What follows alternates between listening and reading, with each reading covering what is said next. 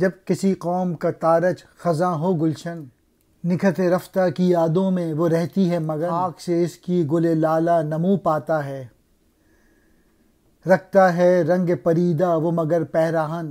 آپ جو قوم رقم کرتی ہے تقدیر اپنی، سربلندی اسے اللہ عطا کرتا ہے، سروکار اس سے وہ رکھتا نہیں جس کا دہقان فصل اوروں کے لیے کاش کیا کرتا ہے۔ سیکھ راضی سے بسط شوق رموز قرآن، دیپ سے دیپ جلانے کا چلن اچھا ہے، مگر ایک نکتہ میں کہتا ہوں تجھے یاد رہے، سوز و مستی نہ ہو جینے میں تو جینا کیا ہے۔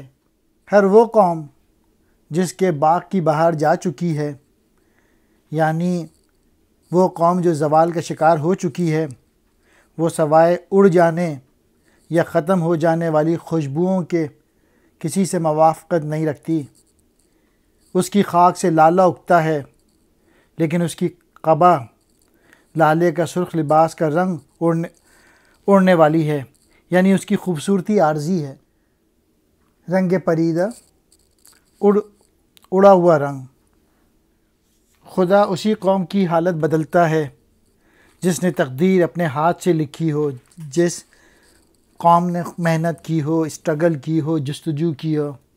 وہ خدا اس قوم سے کوئی تعلق نہیں رکھتا جس کے کسان دوسرے کے لیے کھیتی باڑی کرتے ہیں۔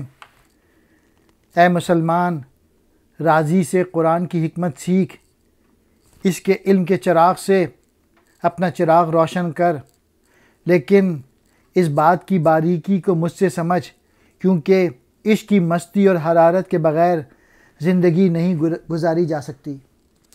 دہقان کسان کو کہتے ہیں۔